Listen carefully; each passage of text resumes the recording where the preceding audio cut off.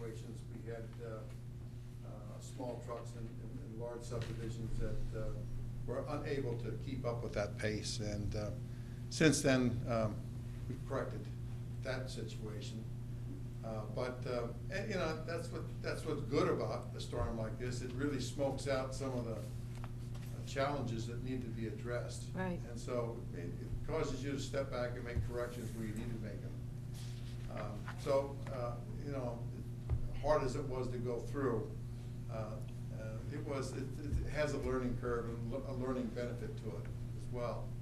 The other thing is we have aging trucks. I think I've mentioned that to the board before. Most of those small pickup trucks are in excess of 15 years. There's a few exceptions. Most of them are close to 20. These trucks, they got a couple of problems. We lost 3 right off the bat. And then we went to we had 2 backups. So the backups actually, which were more fragile than our frontline truck, actually made it through the storm, which is sort of a surprise to us. But in any event, some of these trucks are giving us quite the problems with being able to repair because of their age. In the great wisdom of our manufacturer, he's now wants us to buy more trucks, so he stops making key parts for the truck. So that once that part finally goes, if you can't get it out of a junkyard, and they're getting harder and harder to find, then you have to scrap the truck. It just, you can't run it without good steering, which is one issue that's taken place. And the other one was the computer brains that you have, and they don't replace some of those anymore. So we have had one truck with transmission problems. We got him back today. We had one of them with the steering shifting things. 20 years of going reverse and forward, it finally wore it out, and the whole steering column had to be replaced. So just to give you some example of the kind of things we had to do, those 2 things are fixed. But it also, I think the storm smoked out another issue that, and one of the reasons we're here tonight to talk about is that parking bans. For the most part, we haven't had serious issues about parking. We've had a good relationship with our police department who help us get cars that are in the way out. But after this storm, I was listening to the radio and hearing that we're notify people that there's a parking ban, and we didn't do that. And I was wondering if maybe we missed the boat.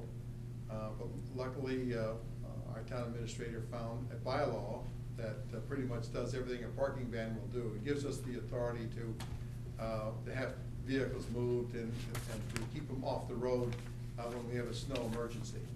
And I think that's what we need to do here tonight, is kind of publicize the fact that we have that ability, and we would appreciate the cooperation of our residents to help us with that issue. A car parked on a road causes us to come out with the plow, so you have a windrow of snow on the outside of a parked car, which really narrows the vehicle down, I mean the roadway down. And it could cause some problems with emergency vehicles getting in there, especially if the parked car is close to an intersection.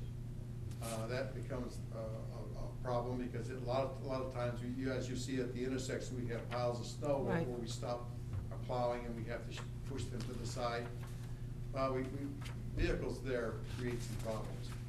So what we intend to do is now call the radio station, kind of reaffirming to the public that we have a parking ban in place when we have a snow emergency, and continue the benefits of our bylaw. I think that we might want to relook in renewing some of the bylaw. Some of these fines on here are like almost non-existent. Did you see the fines? Yep. $5. But $20, $5. I think it's something we should make more realistic. But in any event, it hasn't been a serious problem, but in storms like this, it could be. So I think that's what we're here tonight to do, is to publicize that we need to be aware of that, and the town has the authority to move cars, Good. trucks. Good. I'm glad that Randy was right on the ball and got this bylaw out for us, because I had forgotten we had that. And when Roger called me, I said, well, you know, I don't know, but why don't you stop in tonight and we'll discuss it and find out what we can do in regards to that. So this does take care of that issue for you, and you've taken care of getting your trucks repaired. And also, as we spoke on the phone, you told me that you did get some outside help for another storm, and if we have another storm, that you will be able to get more trucks on the road. Yes, there's one issue that we probably need to continue to work on, because it isn't resolved yet, is the issue of who's responsible, or having someone responsible for removing down trees. We have our tree warding came out, as you know, and offered his services there, but in conversations we've had since then, I found out that that's really not all his responsibility, that those down trees in the town right of way are the highway department responsibility, and we really don't have anyone to dedicate to that, because I can't take someone out of a truck to go cut trees, because I'd get down on roots. Right. So we need to think about how we're going to address that issue going forward, and I'm not really prepared tonight to make a recommendation, but I think we certainly ought to enter the conversation. Yeah, actually, he called me also, Brian did, and asked that we get together the same as we had for the meeting we had after the storm, and try to set up some sort of protocol for how to handle a situation like that. So Randy, I was asking Randy to set it up with yourself, fire chief, police chief, and the second in command in each, as well as Brian and Joe on your end. And he has some ideas as to how we can handle some of that situation. So as soon as we can get a meeting together, we will, with the full board, and see if we can't resolve it before we have another bad storm. That would be good, because it's been confusing, and misleading information is been out there leading it. And the highway department is thinking that the tree department is responsible for it. The tree department says they're not, and so it kind of left something dangling. And who calls who calls TMLP? That was another question of, well, who calls it? Am I supposed to call it? Is the fire chief supposed to call it? So this way here, we'll all be in the same room, and we can get some, you know, protocol and policies down for us for future storms. That would be good, because that was a problem that certainly manifested itself. Well, I think after we have a storm like that, like you just said too, the little things that we didn't do come out, and we can correct it for the next one. We certainly can. We can try anyway. Try it, that's right. I mean, there's an attempt to how much perfect, new trucks that you want to put out there, you know. Right. As you know, I'm going to be asking for 3 this year, but there's a lot of, and trucks are the key to making, to keeping it open. Well, I know in a big storm, the little ones just can't do it. The little, you know, the pickups, you just can't do it when it's that much snow. Yeah, that was very hard on them. Right. Does anybody have any questions? No questions. I do. Sure, Richard. First thing I would like to say is that in addition to the modest fines that were mentioned earlier for people who don't remove their cars for the snow plowing to take place, they do have to pay the removal and storage charges, which would add a considerable amount to that modest fine. So if we told them, yeah. Yeah, well, if they don't comply and they get a fine, they're most likely going to be responsible for the removal and storage. So they need to be aware that there's more at risk than just a $20 fine, that's for sure.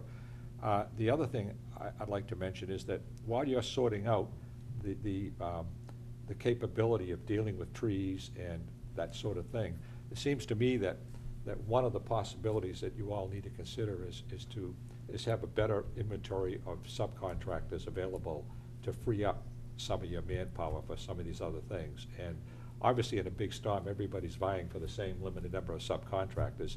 So that's a challenge that needs to be addressed before the fact, not after the fact. I think that that's something to think about in addition to trucks and, you know, who's going to do the trees. Obviously, if you don't have enough people to do it all, you need to find out where you can sub it out, and those relationships have to be established before, not after the fact. The last thing I would say is that You know, there's always room for improvement, but I think overall, we fared very well compared to some of the other towns and cities. I think so too. I think so too. So, I think all the departments work very Yep. cooperatively with each other, and we come out of it okay. I would agree with that. Good. Thank Nothing, you. Joseph? Yeah. None, thank you. Thank you so much, Roger. I No really problem. appreciate you stopping by. No problem, thank you. Good night. Good night. Good night. We do have one appointment this evening. I think we have the gentleman here. David, is it?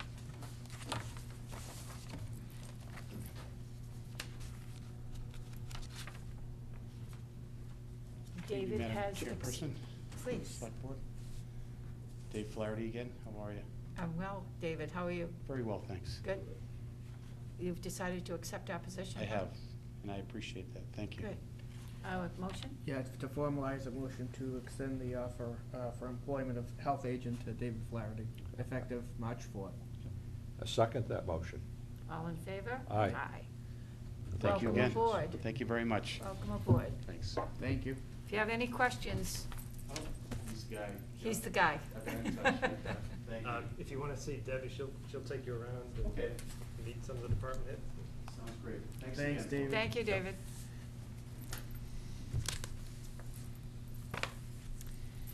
Okay, we have no public hearings, no new business. Any old business to be completed this None, evening? Madam Chair. None, Madam Chair. Selectmen's report, anything to report, gentlemen? None tonight, Madam Chair. No. The only thing I have is that Randy and I did go to the school, to BP, and we reviewed their budget. We are going to get an increase this year due to a couple of factors. One being that we have more students going to BP, and you love that, Joe, Mhm, don't you? I Because do. that's your favorite school. It is. So this is only a preliminary type budget. It's not, complete. Numbers may change, but we had a very good meeting, did we not, Randy? We did. Dwayne was there, Randy and myself, and we met with the superintendent and went over everything. So I do have it here, and I'll make copies for you guys if you want to have I them. think it was in the newspaper, wasn't it? There was a piece in the That was newspaper. BR, I think. Oh, that was BR? Yeah. Yeah, Yeah. I'm sorry, yeah. Yeah, Okay, this sorry. is the BP one. BP, okay. But I do have that. Other than that, everything seems to be in order. Madam Chair. Yes. Mr. Buckner's report. Oh, that's all right, if you want to skip over me. Oh, Mr. Buckner's report. I forgot you, Randall. How did I do that? Okay. Shoot. What do you got? Not too much, but initial budgets from department heads are coming in at a steady pace, and the finance committee liaisons will be meeting with departments to review their submittals. And then in March, the full committee meets, usually with just the major departments, depending on if they're, what the increase is, et cetera. So looking forward to that. And we did have a good meeting, as you said, with BP, and Yep. we have a 14% increase in enrollment, Joe, so that's pretty darn. Thrilled. That's good. Darn It good. is. I like that school too, Joe. Good school. Yeah, it is. On the North School, we have that one potential bidder who took a look at the building on Sunday with his board of directors, and they posed a few questions to me today, and I'm trying to get them some answers. So hopefully, we'll have at least one bidder. Mm-hmm. Department head meeting this Thursday at 10 a.m.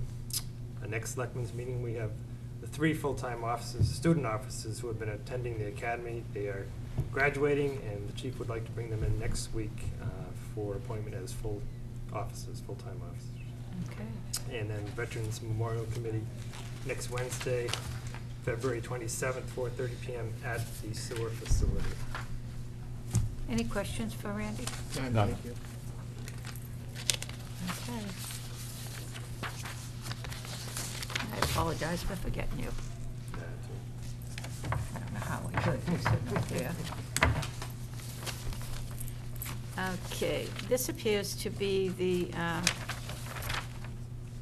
routes from the highway department, so you all have a copy of that. This was a request from the board to the highway department, and he has given you everything. The only thing I have in correspondence then is a letter from Mass DOT. Please be advised that Mass DOT will be performing repairs to the Pleasant Street over Route 24 bridge. The work consists of replacing the existing joints in the bridge, performing bridge deck repairs, and this work will necessitate the restriction of traffic to one side of the bridge during the phases of construction. An alternating single lane of two-way traffic will be maintained through the use of temporary traffic signals. It is anticipated that this work will begin on March 3rd, 2013, and will be completed in 10 weeks. If you have any questions regarding this notice, there is a telephone number that you can contact the bridge engineer at 508-884-4222. And this is from Mary Jo Perry, District Highway Director. So this ought to be interesting to get some work done. Other than that, there is no other correspondence. The press is not here this evening. Do we have any emergency business? None, Madam Chair. None? None, No Madam citizen Chair. input? Motion to adjourn, sign the bills, no business thereafter. I second the motion. All in favor? Aye. Aye. Thank you very much.